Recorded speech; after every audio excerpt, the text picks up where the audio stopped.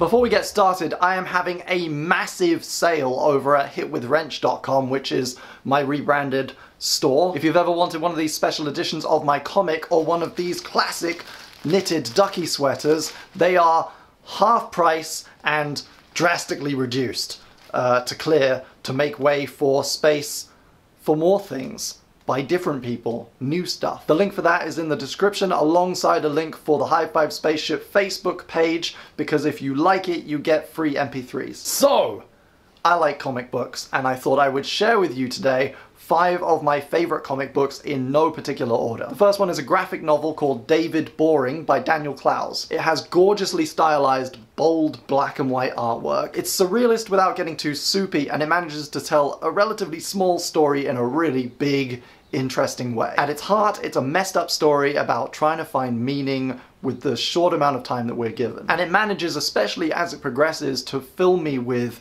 fear and depression, but also hope. I recommend checking it out as well as any of his other works like Ghost World. The next is a standalone graphic novel by Brian Lee O'Malley called Lost at Sea. Similar themes here, but aimed at a younger demographic. Brian Lee O'Malley totally gets growing up. He just gets it. And in Lost at Sea, he manages to do, in a comic that takes you only 20 minutes to read, what John Green does in a full-length novel. It's about those important moments throughout your life where your mindset, your paradigm just shifts. And I read it again every now and then, and it makes me feel happy. The next one is Brian Lee O'Malley's slightly more famous outing, Scott Pilgrim. And by this I mean all 6 of them, not just the first one. The set constitutes one of my favorite things in the whole world, and I don't want to be too much of a dick, but I was literally into it before it was cool, waiting months and months and months for the new one to come out.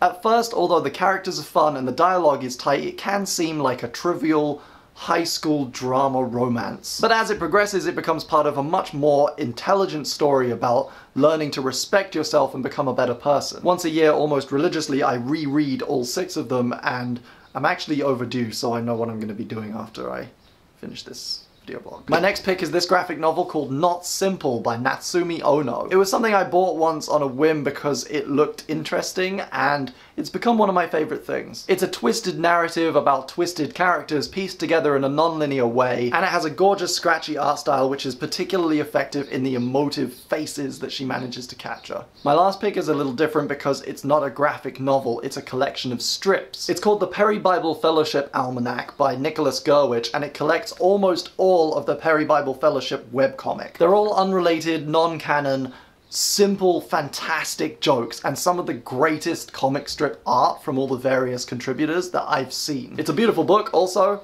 laid out perfectly. Quite simply, it contains some of the funniest comic strips I have ever seen. I recommend it particularly to anyone who loves dark comedy. Some of it is beautifully twisted.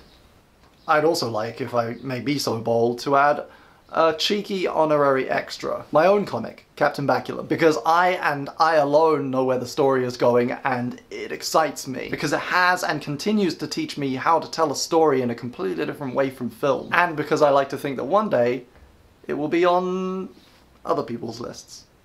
Do you think they noticed the plug? The plug for my comic?